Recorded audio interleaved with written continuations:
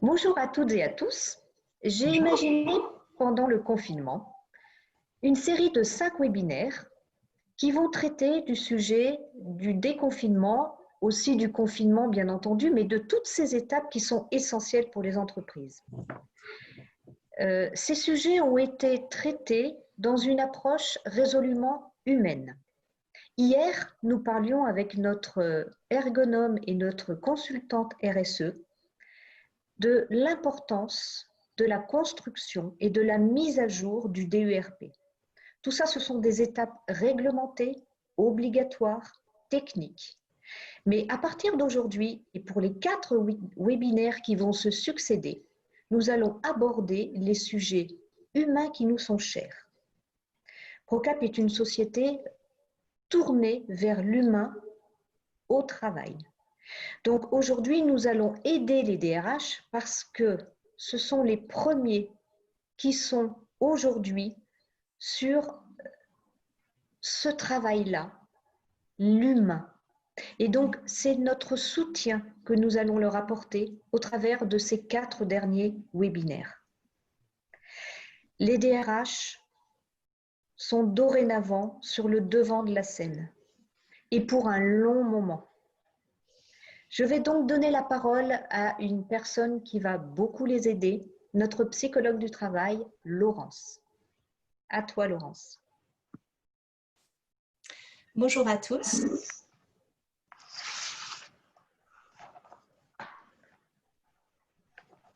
Très bien. Donc aujourd'hui, Justine et moi, nous allons aborder les conseils en matière de ressources humaines et en matière de prévention des risques psychosociaux pour que cette période de déconfinement se passe au mieux pour la santé au travail, pour la santé physique et mentale des salariés. Donc, je vais commencer et nous allons nous passer la parole au fil de cette présentation. Pour démarrer, nous vous proposons de nous poser la question: pourquoi se préoccuper dès maintenant, dès cette reprise de travail, des questions de qualité de vie au travail et de risques psychosociaux? Pourquoi c'est important de le faire sans attendre? Nous avons identifié 4 grands axes, 4 grandes raisons, voilà, pour lesquelles cette question doit être prise en main rapidement. La première raison, c'est que pendant la période de confinement, les salariés ont vécu au travail une situation exceptionnelle qui a pu être difficile, voire douloureuse pour certains. Donc, par exemple, des personnes se sont retrouvées en télétravail à plein temps chez eux. D'autres se sont retrouvés en chômage partiel, donc sans activité ou avec une activité extrêmement réduite. Et donc, les personnes ont pu connaître des situations, pour certains, de suractivité, de sursollicitation. Donc là, on pense par exemple aux soignants, bien sûr. On pense aux personnes qui ont récupéré une charge de travail importante, par exemple du fait de l'absence ou de l'incapacité à travailler de certains collègues. On peut penser aux managers qui ont dû réorganiser le pilotage de leurs équipes, la répartition du travail, et qui ont pu être très sollicités également. Et à l'inverse, d'autres personnes ont pu se retrouver en sous-activité parce que leurs activités ont été considérées comme non essentielles et que leurs entreprises se sont arrêtées sur cette période. Il faut bien sûr prendre en compte le fait que dans certains métiers, les personnes ont été exposées au Covid-19. Ce qui a pu être source d'une angoisse, de crainte importante. Donc là, non seulement les soignants, mais tous les métiers dits entre guillemets en première ligne, au contact du public, le travail social, les éboueurs, enfin toutes les personnes qui ont été amenées à travailler et à être au risque de ce contact. Donc des situations de travail qui ont généré de l'anxiété. Et diverses difficultés. Et puis, il ne faut pas oublier que sur le plan personnel, les situations ont pu être douloureuses également, Les salariés ont pu être confrontés à la maladie pour eux-mêmes, pour leurs proches, certains au deuil également. Ils ont pu vivre des tensions familiales du fait du confinement avec les enfants, avec le conjoint, du fait de cette concomitance du travail, du suivi scolaire, des tâches domestiques, etc. Et puis certains, à l'inverse, ont souffert d'isolement, se sont retrouvés seuls chez eux, sans contact avec leurs proches, avec leurs collègues, et ont pu souffrir de ça. Donc c'est très important de prendre en compte le vécu de chaque personne, donc de prendre des nouvelles de tout le monde pour comprendre dans quel état d'esprit les salariés reviennent au travail, avec quoi, avec quelle histoire. La deuxième raison de se préoccuper rapidement des risques psychosociaux, c'est que les conditions de travail changent avec cette reprise.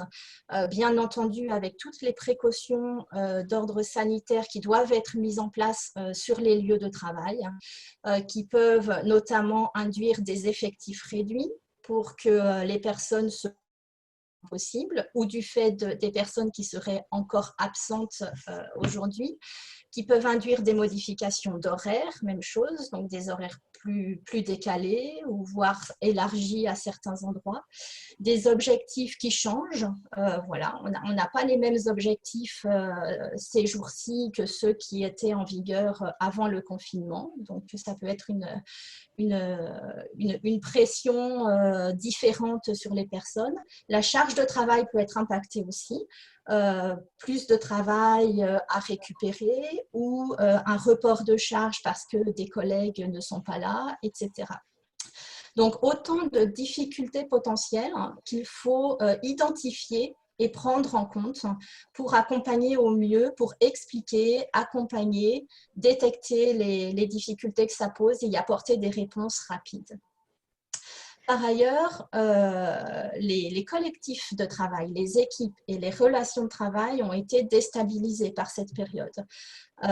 Que ce soit du fait du télétravail, donc de la perte des contacts directs, avec de nouvelles relations qui ont été mises en place, de nouveaux modes de communication, etc. Et puis du fait des réorganisations qui ont été faites, d'une nouvelle répartition des tâches, de rôles qui ont pu être modifiés. Donc tout ça a pu impacter les relations de travail. D'une part, les relations managériales, c'est-à-dire entre les managers et les salariés qu'ils encadrent. Donc, il faut regarder qu'est-ce qui a changé en matière de communication, en matière de fréquence de communication, de qualité de la communication, d'outils utilisés. Est-ce que les difficultés ont bien pu être remontées aux managers, entendues, écoutées ou pas? Comment la charge a pu être régulée par les managers entre les membres de leur équipe. Autant de questions qui ont pu dégrader, tendre les relations entre les managers et les salariés et donc dont il faut se préoccuper au retour. Et puis, les relations entre collègues ont également pu être affectées par les situations d'isolement que certains ont vécues, mais aussi par des sentiments d'inégalité dans la façon dont les personnes ont été traitées, entre guillemets, les unes par rapport aux autres, la facilité avec laquelle elles sont restées intégrées à l'équipe ou pas, le contact mis en place par les managers, le travail qui a été affecté, la charge de travail. Voilà, tout ça a pu entraîner des sentiments d'inégalité, d'injustice.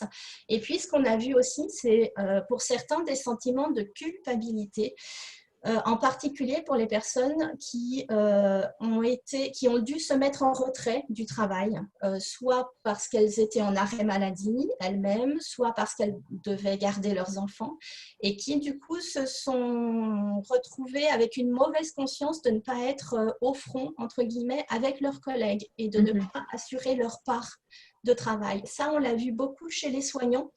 Les soignants qui ne pouvaient pas travailler sur cette période vivaient très mal, par exemple, les applaudissements de 20 heures parce qu'ils avaient le sentiment d'être, entre guillemets, leurs collègues et c'était difficile pour eux. Et ça peut se retrouver dans tous les métiers où des personnes ont été finalement empêchées de travailler et de contribuer au travail dans cette période. Donc, des sentiments qu'il est important de comprendre, de détecter, là aussi pour comprendre dans quel état d'esprit les gens reviennent et ça, parce que ça peut impacter leur comportement et leur relation avec les autres. Mais il faut aussi regarder les évolutions positives que cette période a pu engendrer, parce qu'il y en a. On peut voir, par exemple, dans certains endroits, que la communication a été plus fluide, que les gens sont rentrés plus facilement en contact les uns avec les autres, par téléphone, par mail, qu'ils se sont rendus plus disponibles parce qu'ils considéraient que c'était important pour être efficace et que certains circuits de communication, finalement, ont été simplifiés. Il a pu y avoir des gains d'efficacité. Voilà, j'ai par exemple discuté avec une assistante sociale qui, en travaillant de chez elle, a trouvé que c'était beaucoup plus facile pendant cette période de contacter des collègues dans d'autres structures qui s'occupaient des mêmes usagers ou des médecins traitants qui se rendaient beaucoup plus disponibles et l'efficacité était au rendez-vous plus que d'habitude. Donc, en termes de coopération, ça a pu aussi être une amélioration. En termes de soutien par les managers, quand les managers ont été vraiment attentifs au bien-être de leurs salariés, il y a pu y avoir des nouvelles pratiques mises en place. Et tout ça, bien entendu, c'est essentiel d'en tenir compte pour voir ce qui peut être conservé, développé pour la suite. Et puis la quatrième raison de se préoccuper dès maintenant de ces questions, c'est que le virus est toujours là et que la peur de la contamination, elle persiste.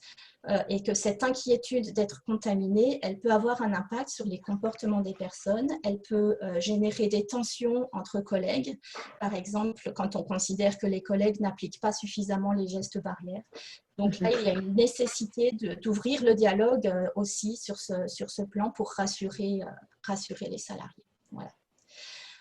N'hésitez pas à nous faire part en commentaire de vos propres témoignages, de ce que vous constatez vous-même sur le terrain pour alimenter cette réflexion. Voilà. En tout cas, ce sont les 4 axes que nous vous proposons aujourd'hui. Alors, Laurence, merci. Justement, je voulais annoncer l'arrivée de 5 personnes. Alors, ils t'ont écouté, Laurence. Voilà, donc ces 5 personnes sont majoritairement des personnes provenant des ressources humaines. Je le disais tout à l'heure, ils vont être au devant de la scène hein, parce que tout ce que tu viens de dire, Laurence, ce sont des choses qui doivent être traitées par la direction des ressources humaines, hein, qui est la plus proche des salariés, bien entendu avec les managers. Nous avons Eric, Isabelle, Sophie et Elena et Christelle qui sont venues nous rejoindre, qui t'ont bien écouté et qui se permettront de vous poser des questions à toutes les deux par le biais de la fonction Q&R, donc questions-réponses. Donc, mettez à profit cette possibilité d'entrer en contact avec nous par le chat. Les réponses seront faites immédiatement ou si c'est un peu plus long, en fin de webinaire. Voilà, merci à tout le monde d'être venu nous rejoindre. Donc, du coup, je vous propose, avant de poursuivre, juste de faire un tout petit rappel sur les obligations légales. Alors, ça va être assez court parce que vous avez accès à toutes ces informations et je vous ai remis effectivement en allant sur le site du ministère du Travail, vous avez accès à pas mal de documentation et de support sur le sujet. Juste bien rappeler qu'il y a 3 obligations principales aujourd'hui vis-à-vis des employeurs. Une obligation de prévention, c'est-à-dire de prendre en compte la protection de la santé de ses salariés, d'évaluer la prévention des risques, comme on disait en début, avec la mise à jour du DURP, qui est obligatoire, et notamment d'intégrer cette notion de risques psychosociaux dans le DURP si ce n'est pas déjà fait. Il y a également une obligation de communication et d'affichage avec une signalisation spécifique, avec aussi le recueil du consentement des salariés sur le fait qu'ils ont été mis au courant de toutes ces informations Donc, ça peut prendre la forme, par exemple, d'une simple note transmise à tous les salariés, par contre, dont on va surveiller le retour des signatures de chacun. Il faut être en mesure de pouvoir prouver qu'on a informé correctement voilà, de tous les moyens qui étaient mis à leur disposition dans l'entreprise suite au retour de cette crise. Et ensuite, il y a une obligation de moyens, donc protection. Donc, voilà, ça coule de source. C'est la mise à disposition d'équipements comme des masques, du gel hydroalcoolique, des visières, tout ce que vous pouvez envisager, des parois en plexi si c'est adapté, tout ce qui peut être effectivement nécessaire pour le maintien en sécurité de vos salariés. Donc, maintenant, on va continuer vraiment sur l'humain. Voilà, c'est ce qu'on a dit, c'est ce qui nous intéresse vraiment aujourd'hui. Et l'idée, c'est de sortir un petit peu de ces mesures officielles et de vous donner des clés pour pouvoir mettre en place des nouvelles choses dans votre entreprise ou voir si tout se passe correctement. Au niveau des enjeux à prendre en compte, comme on a pu le dire avec Laurence un petit peu avant, il y a un gros enjeu sur la libération de parole et l'accompagnement des collaborateurs aujourd'hui. Vous devez être en mesure de pouvoir collecter les attentes et les ressentis de vos salariés au retour au travail. Alors, soit les salariés au retour au travail après le 11 mai, soit ceux qui sont toujours en télétravail chez eux, qui sont toujours bloqués chez eux. Il est essentiel de garder un lien. Et donc, d'avoir leurs ressentis, leurs attentes vis-à-vis d'un éventuel retour au travail, ça permet parfois de détecter des situations comme des personnes qui ont peur de retourner au travail et pour lesquelles il faudra mettre en place un accompagnement spécifique.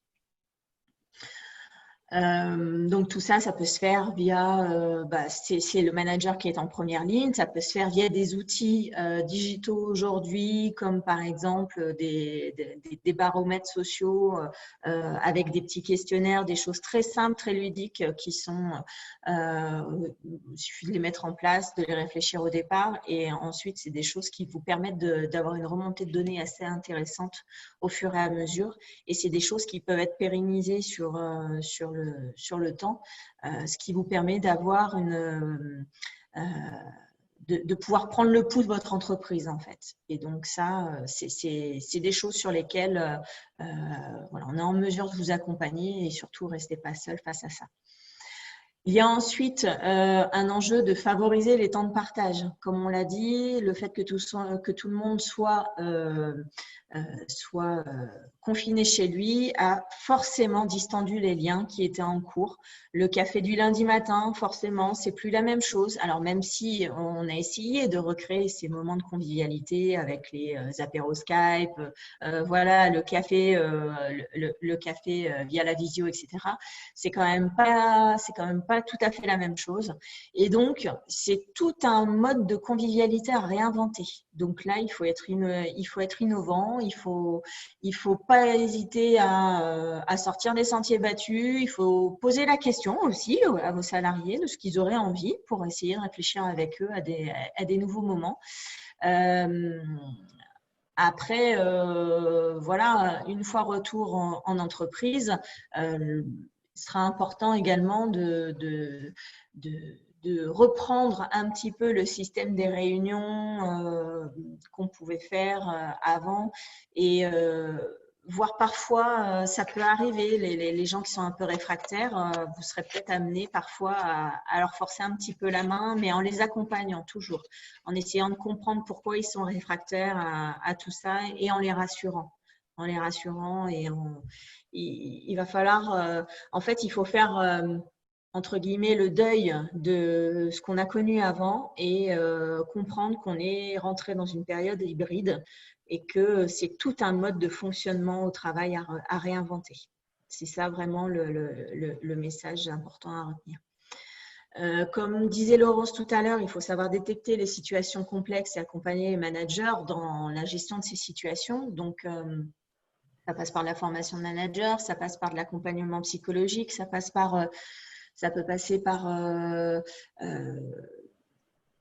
Par exemple, je ne sais pas, dans certaines entreprises, il y a des lignes téléphoniques, des numéros verts qui ont été mis en place pour que les salariés puissent s'exprimer.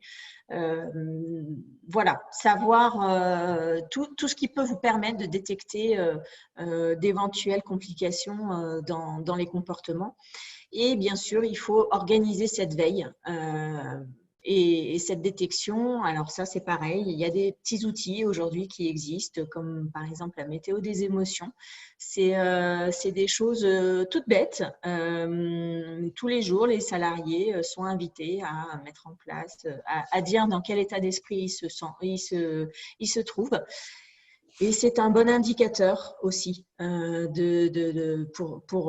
pour cette veille et cette détection. Donc, il ne faut pas hésiter à avoir recours à ce type d'outils et à se faire accompagner si jamais vous ne connaissez pas et que, par contre, le sujet vous intéresse.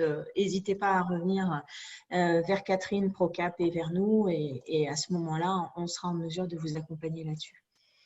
Alors justement, Justine, on a une première question d'Éric. Et elle résume tout ce que tu viens de dire. Hein. Sous quelle forme peut se faire le soutien individuel ou collectif aux salariés? Eh bien, voilà. C'est tous les petits outils que j'ai pu donner. C'est la météo des émotions, c'est le baromètre social, c'est de la formation des managers, on en reparlera un petit peu après, notamment en ce qui concerne la compréhension des émotions et des comportements des salariés et de savoir comment y réagir. Voilà, c'est tous les petits outils. Aujourd'hui, il existe pléthore d'outils et justement, la situation fait que les startups travaillent énormément là-dessus. Il y a beaucoup de choses qui se font qui n'est pas encore très connu. Donc, il ne faut pas hésiter, à revenir vers nous et à ce moment-là, on saura vous orienter en fonction de votre besoin. Il n'y a pas de souci. Et du coup, la question de Sophie, que proposez-vous pour l'accompagnement des managers? Sophie, on va pouvoir lui voilà, répondre. Ce que je propose, on va en reparler un petit peu après. Voilà, ce sera plus facile. Voilà, ça va être un peu après et ça va être aussi après lors des prochains webinaires, Sophie. Voilà, tout est complémentaire. Tout est complémentaire et nos webinaires se suivent puisqu'en fait, ils sont basés sur les démarches successives que l'on met en place et même en parallèle que l'on met en place au sein des entreprises pour améliorer la qualité de vie au travail, puisque c'est bien de ça que nous parlons aujourd'hui. Améliorer la qualité de vie au travail en préservant la santé physique et mentale de l'humain. Voilà, donc Sophie, bientôt vous aurez votre réponse. On peut poursuivre. Oui. Alors, sur cette colonne de droite, vous voyez en quelque sorte une checklist de sujets que vous pouvez utiliser pour des actions immédiates au retour des salariés ces jours-ci, en fonction bien sûr des besoins qui vont apparaître dans le dialogue que vous aurez avec chacun. Voilà. Donc, en fonction du vécu de chacun, pour répondre aux difficultés, aux inquiétudes, voici une liste de thèmes que vous pouvez balayer pour voir lesquels sont intéressants dans ce contexte et ce que vous pouvez faire.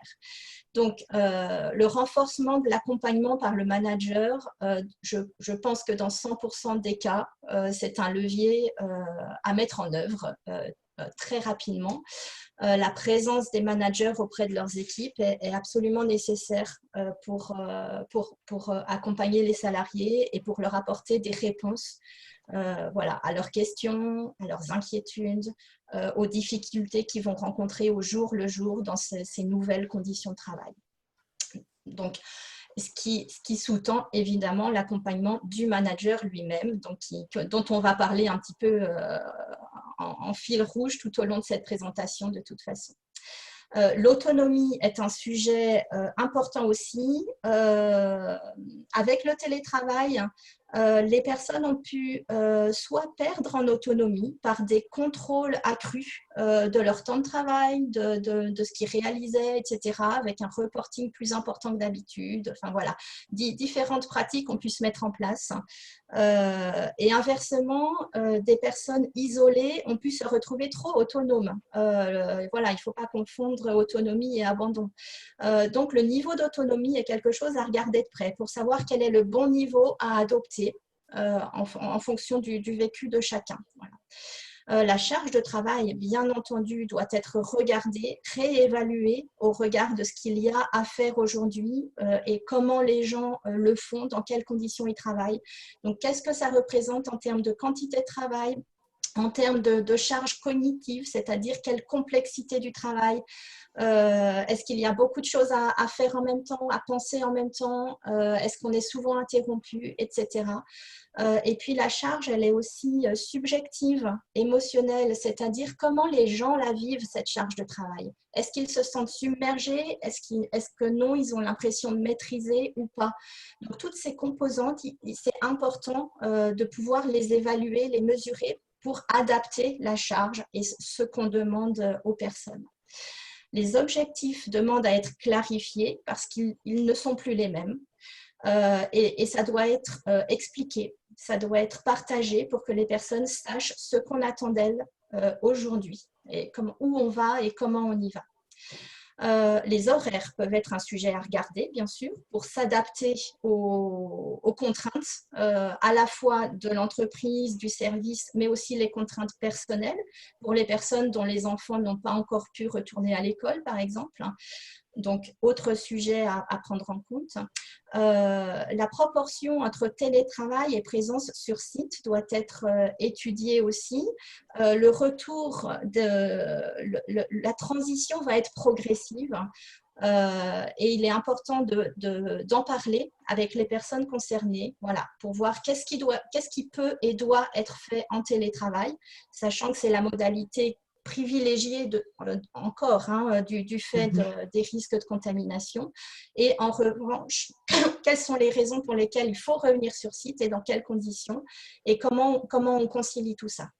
Donc, sujet essentiel également à discuter. Le temps de réunion, les réunions ont pu être multipliées pendant le télétravail pour maintenir le contact ou pour d'autres raisons. Ou au contraire, les gens peuvent avoir besoin de davantage se réunir aujourd'hui pour renouer les liens, pour retravailler ensemble. Donc ça, c'est quelque chose qu'il faut regarder ensemble également.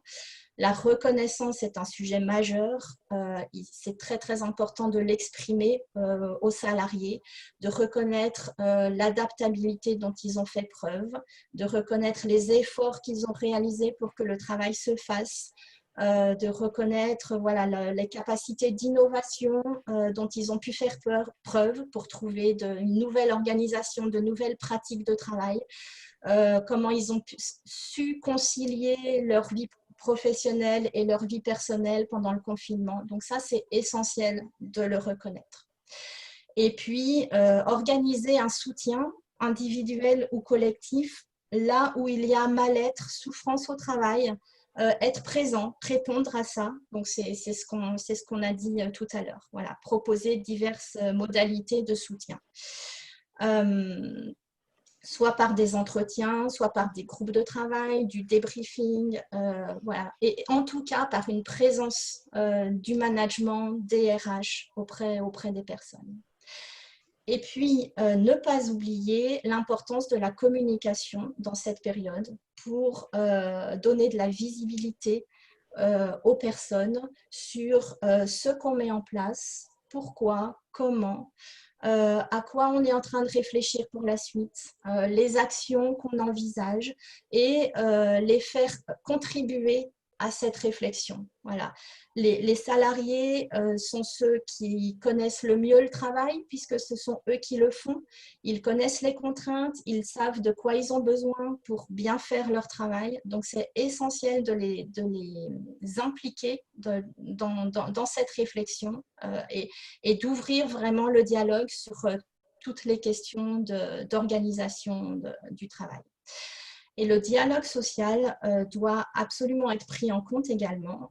Tout ce qui est mis en place doit être partagé avec les représentants du personnel pour qu'ils soient informés, bien entendu, mais aussi qu'ils puissent jouer leur rôle de contribution aux questions de santé au travail. Voilà, donc par des réunions, par un dialogue, par une réflexion en commun et une construction en commun des actions qui vont être mises en place. Plus ces sujets seront discutés, partagés entre tous les acteurs et plus les actions décidées auront de chances d'être pertinentes et efficaces. Voilà, donc là on était sur les actions immédiates. Ici, nous prenons un peu de hauteur pour regarder ce qui peut être fait plus à moyen terme, en prenant le temps de se poser, de poser les choses. Et ce que nous vous suggérons, c'est d'adopter une méthode participative. Alors, en préambule, je voudrais aussi insister sur le fait que la prévention des risques psychosociaux doit passer par une prévention primaire, c'est-à-dire par une action sur les facteurs de risque, sur les causes de mal-être ou de souffrance au travail. Ce qu'on entend souvent par risques psychosociaux, c'est le stress, c'est la violence interne, externe, c'est l'épuisement professionnel, le burn-out. Ces risques-là pouvant eux-mêmes engendrer des troubles de santé physique, psychologique, etc.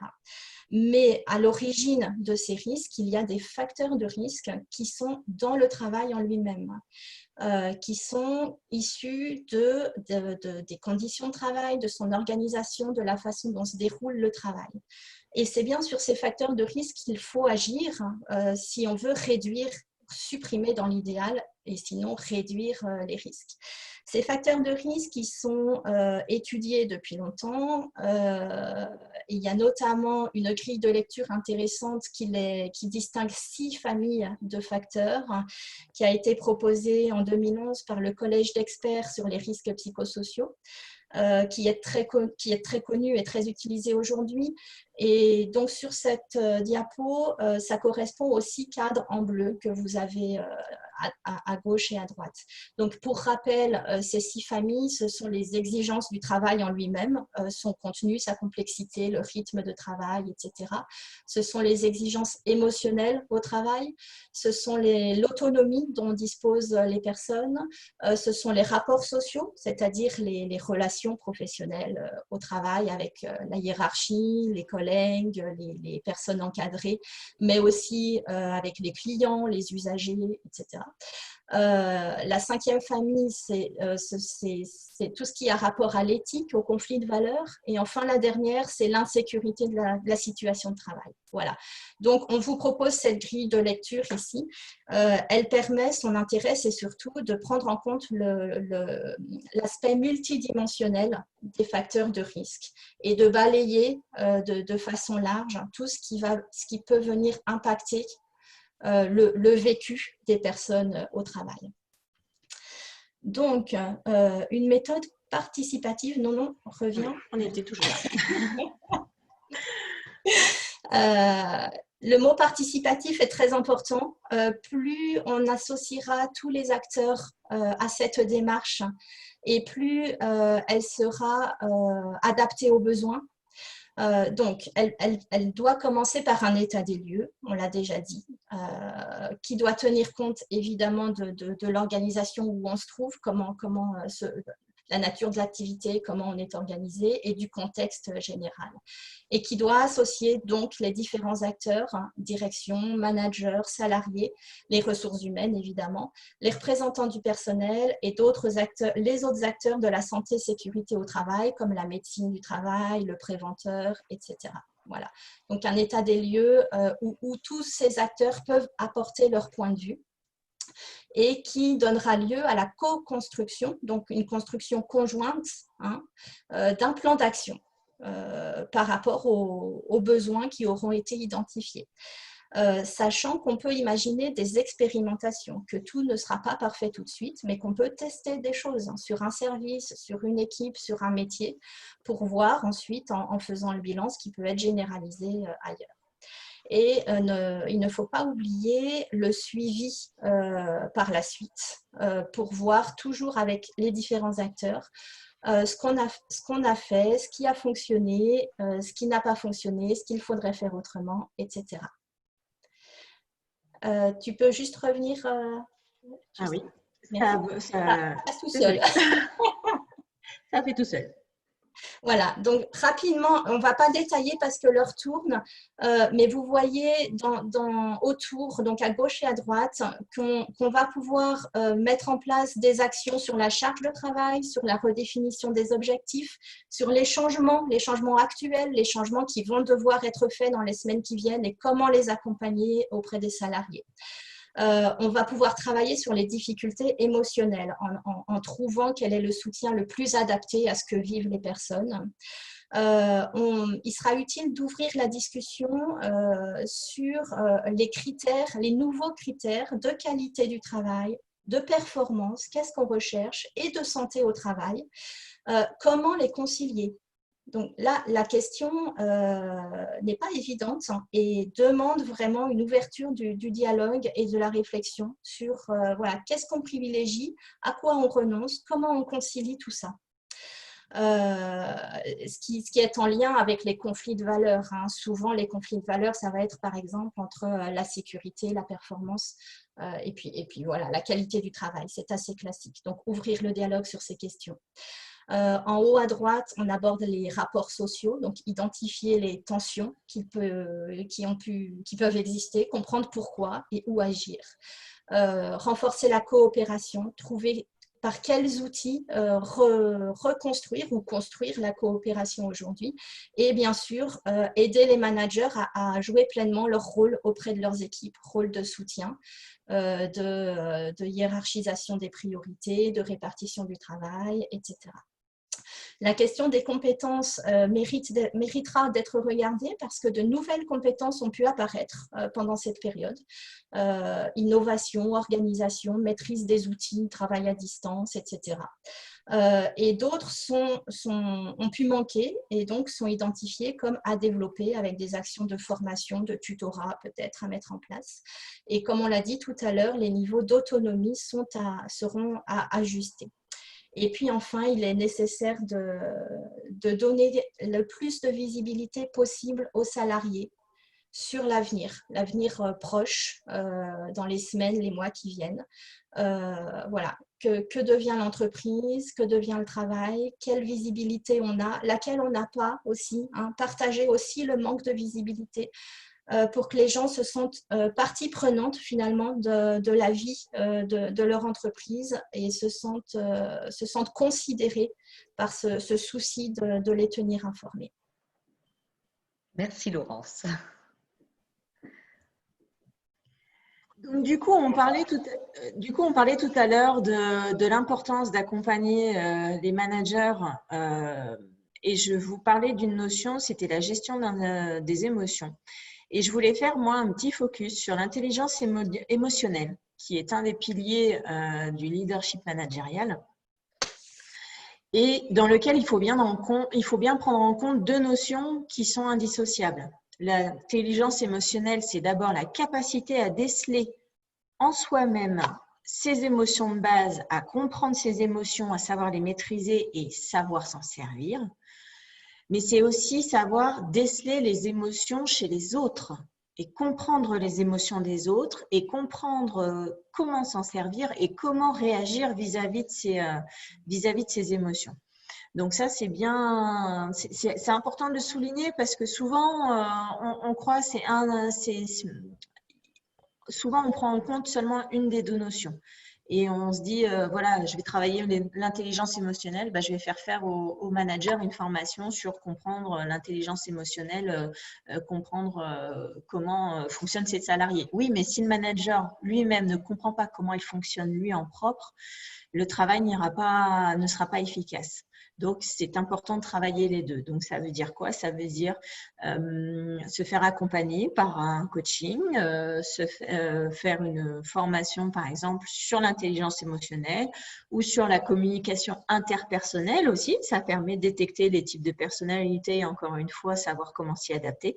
Il y a plusieurs solutions qui sont possibles en fonction de ce qu'on souhaite faire.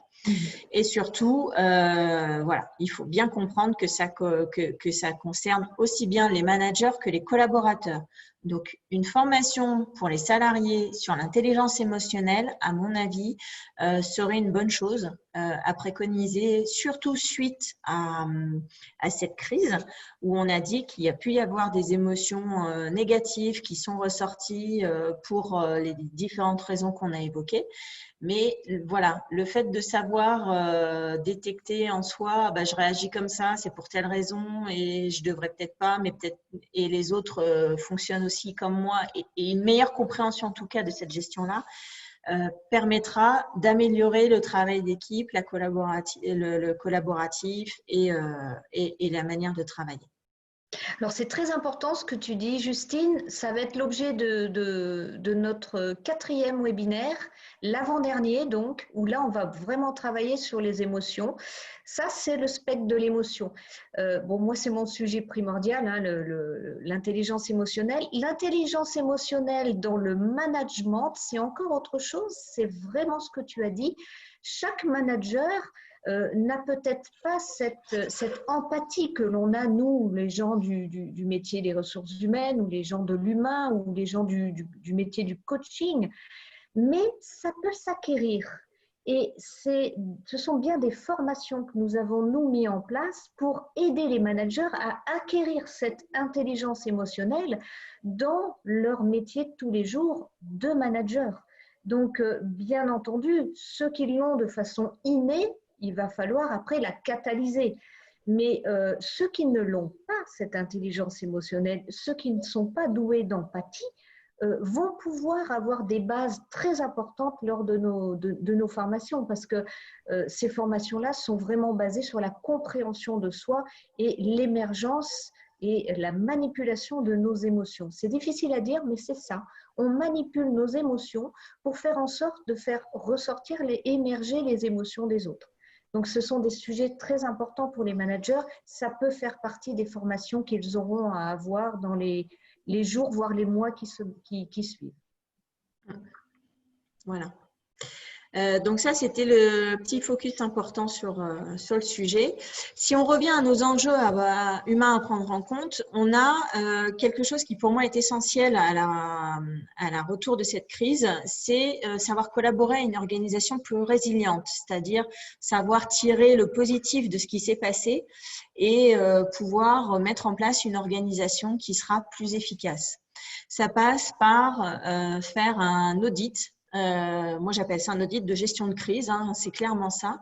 Savoir étudier dans le fonctionnement qu'on a eu, qu'est-ce qui a fonctionné, qu'est-ce qui n'a pas fonctionné, si ça n'a pas fonctionné, pourquoi ça n'a pas fonctionné, et qu'est-ce qu'on peut mettre en place pour améliorer justement cette situation. Dans l'idée derrière ça, c'est d'être plus efficace et peut-être de moins pâtir d'éventuels risques futurs. On n'est pas à l'abri aujourd'hui, comme on l'a dit, le coronavirus est toujours là, on n'est pas à l'abri d'avoir un sursaut de la maladie, de devoir retourner à un confinement, de tout ça. Donc vraiment dans cette période d'instabilité un petit peu vis-à-vis de ce sujet-là, c'est important de faire ce travail et de pouvoir justement mettre en place les garde-fous qu'il faut si jamais on devait retourner dans une situation compliquée. Ça passe également par donc, le télétravail, comme on l'a dit, à savoir que beaucoup d'entreprises ont mis en place le télétravail de manière forcée. C'était pas encore, même si c'était quelque chose qui se développait, beaucoup d'entreprises étaient encore réticentes à mettre en place le télétravail pour des questions de contrôle, de confiance. Alors, effectivement, le fait d'avoir forcé un petit peu la main a peut-être fait sauter ces barrières-là, mais peut-être pas. Peut-être que ça a soulevé d'autres sujets, effectivement. Et c'est important de pouvoir les faire émerger et de travailler sur ces sujets qui ont émergé. Alors pour ça, on a plusieurs, on a des outils. Hein. Moi, je sais que j'accompagne les entreprises sur les questions de télétravail pour co-construire un mode de fonctionnement qui soit partagé à la fois par la direction, le management, les salariés, que tout le monde ait la même vision du télétravail et ça permet ensuite d'être beaucoup plus efficace. Donc, ça permet de faire travailler énormément, de faire remonter les freins et de pouvoir mettre en place les solutions, de co-construire les solutions à mettre en place quand il y a ces freins-là. Donc ça, c'est des choses, ça permet d'avoir effectivement les bonnes pratiques. Ça permet aussi de mettre en place les bons outils. Parce que le télétravail, forcément, je vais enfoncer une porte ouverte, mais le télétravail sans outils digitaux, de travail à distance, ça ne marche pas. Donc, il faut savoir quels sont les beaux outils et il faut savoir comment s'en servir. Parce que il y a eu aussi ça qui s'est passé pendant la crise. C'est que les entreprises ont un petit peu cherché voilà, quelle était la solution rapide, mais n'ont pas forcément choisi la bonne solution qui serait la plus pertinente vis-à-vis de leurs enjeux et parfois, c'est des outils qui peuvent être trop compliqués ou parfois pas assez adaptés. Donc, c'est bien aussi de faire le tour de ce sujet-là et d'avoir la bonne manière de s'en servir le plus efficacement possible. Donc, ça, c'est des formations aux outils digitaux, c'est des accompagnements, par exemple, pour le manager, c'est de l'accompagnement, de la formation au management à distance, puisqu'on ne manage pas de la même manière et c'est tout un mode de fonctionnement à avoir. C'est savoir détecter aussi les émotions à distance. Alors ça, je fais un petit teasing sur le 5e webinaire qui va avoir lieu, savoir détecter de l'autre côté de l'écran en fait et savoir comprendre les émotions des gens et leurs réactions parce que quand on est en face à face, on arrive à détecter du non-verbal, des choses comme ça. Quand on est derrière un écran, c'est beaucoup plus compliqué. Et donc, je sais que nos petites collègues, la semaine prochaine, vont aborder le sujet de manière efficace. Donc, voilà, petit teasing en avance. Ce sera le 2 juin. Ce sera le voilà. 2 juin et c'est notre spécialiste criminologue et notre coach vocal qui vont travailler sur toutes les astuces pour déterminer le langage non verbal. Et donc, à travers le digital, ça va être quelque chose de très fort pour les personnes qui ont besoin de manager par ce biais-là. Voilà. Et je voulais juste terminer sur le télétravail en vous donnant quelques petits chiffres qui viennent de sortir d'une enquête de l'ANACT, donc l'Agence nationale pour l'amélioration des conditions de travail, qui a fait toute une enquête justement sur le télétravail pendant le confinement. Et de cela ressortent plusieurs choses. Le télétravail, premièrement, ça s'organise. Comme on a dit, c'est plein de choses à revoir. Ça s'apprend, effectivement, c'est ce qu'on vient de dire, le management à distance, même pour les salariés, savoir collaborer à distance, c'est des choses qui doivent s'apprendre, qui ne sont pas innées pour tout le monde. Et surtout, ça s'anime aussi. Et donc, c'est tout un mode de fonctionnement à revoir. Et ça, voilà, il faut vraiment se faire accompagner là-dessus.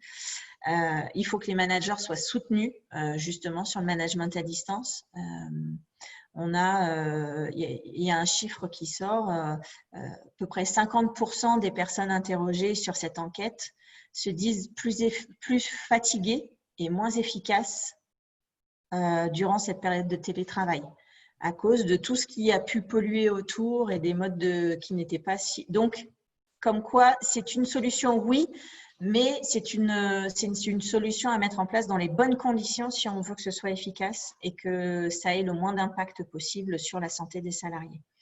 En tout cas, une chose qui est positive, c'est que 88% des salariés, enfin des personnes interrogées durant cette enquête souhaitent poursuivre le télétravail post-confinement. Donc ça, c'est déjà une bonne nouvelle. On espère que ça va motiver les entreprises aussi à aller dans ce sens-là, puisqu'il y a de vrais avantages à mettre en place le télétravail, et pas que pour la santé des gens, c'est aussi un coût financier différent, c'est aussi plein de choses différentes. Mais bon, ça, c'est un autre sujet, et ça, on peut toujours revenir dessus après cette réunion si vous le souhaitez.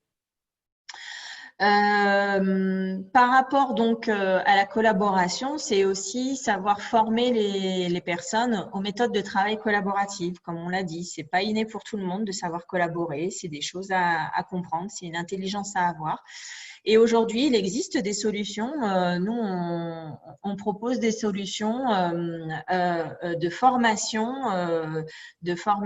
aux méthodes de travail collaboratives, que ce soit vis-à-vis des managers, mais aussi des salariés, parce que une équipe de travail, c'est un ou plusieurs managers et des collaborateurs. Donc, l'idée, c'est de faire travailler toute cette équipe ensemble pour travailler et pour collaborer de la meilleure manière qui soit. Donc, ça, c'est des choses qui existent aujourd'hui aussi et qui sont en train de se développer de plus en plus. Donc, on a parlé de la digitalisation des outils, voilà, et de la bonne manière de les utiliser. L'importance également de mettre en place des retours d'expérience plus réguliers. Donc, voilà, savoir faire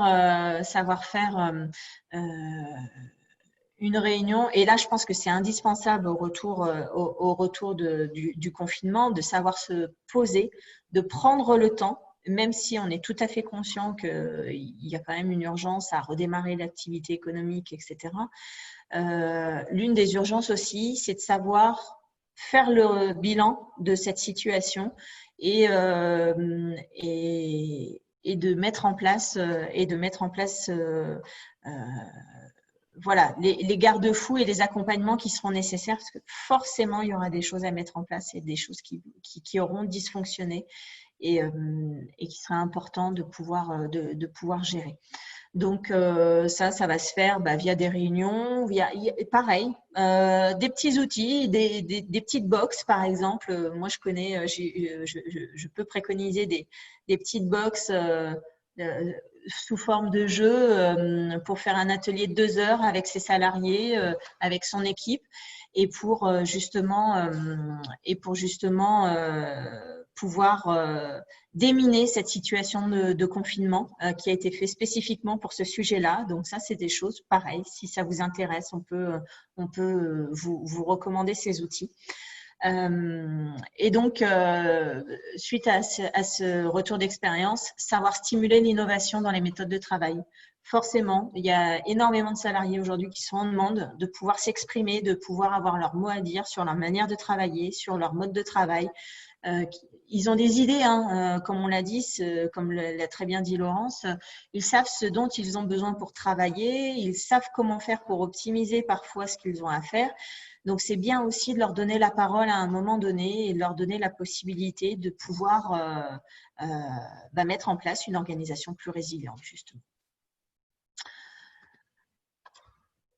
Dernier enjeu que je souhaitais aborder avec vous, c'était travailler sur l'engagement, puisque,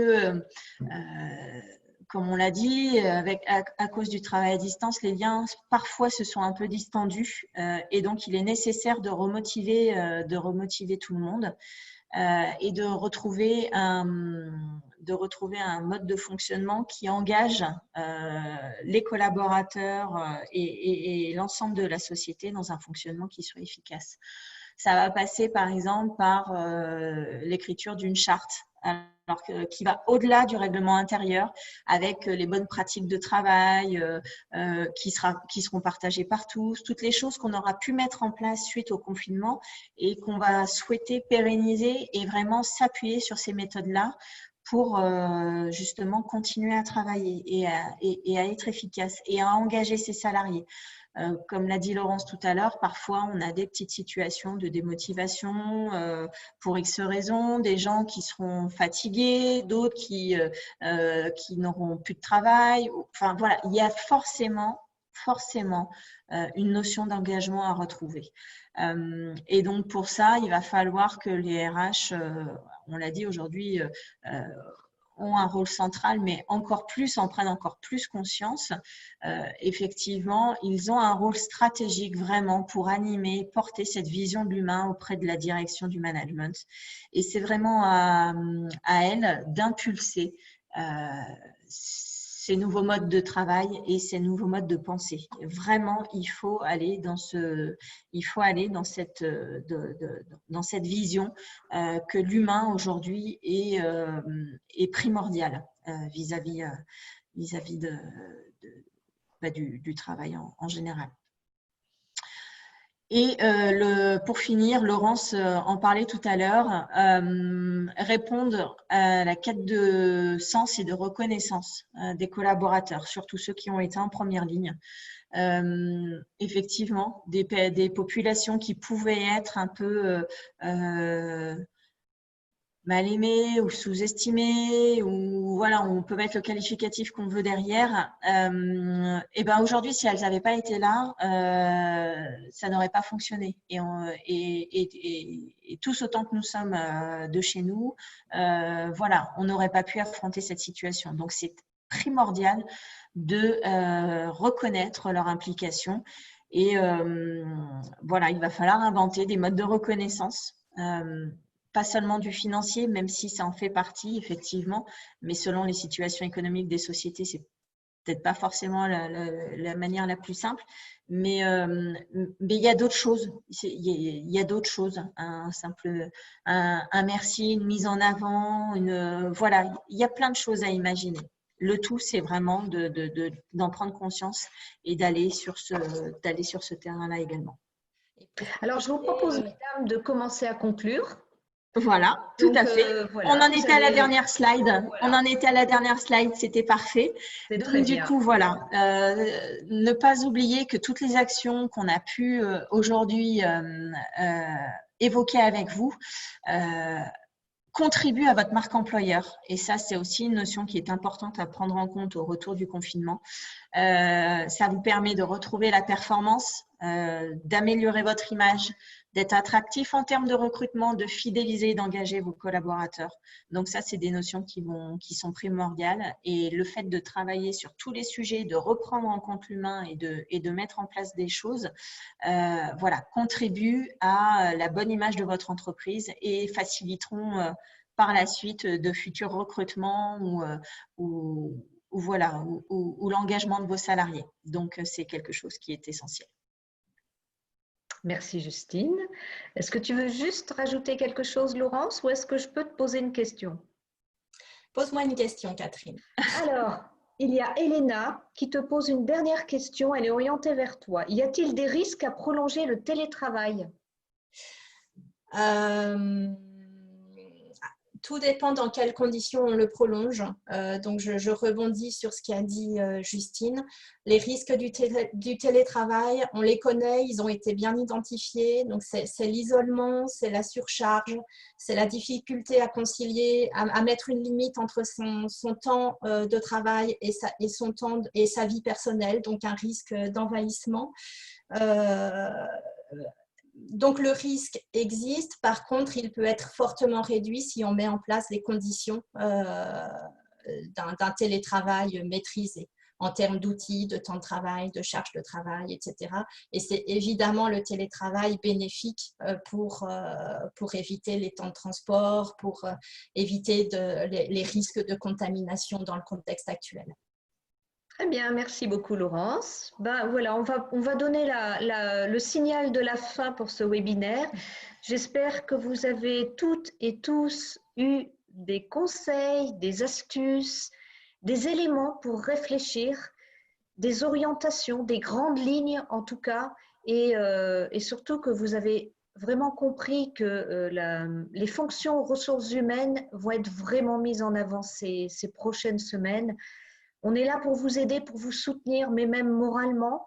On est avec vous. et on peut vous aider à entrer en communication avec votre direction, avec vos managers, vous aider à les convaincre qu'il faut aller de l'avant pour que le capital humain soit optimisé. C'est notre objectif, mais ça va devenir le vôtre et on est là pour vous aider. Voilà, ne l'oubliez pas, notre psychologue du travail, notre spécialiste ressources humaines aujourd'hui, Laurence et Justine, ont donné le meilleur d'elles-mêmes pour vous aider et dans la suite, on fera encore mieux.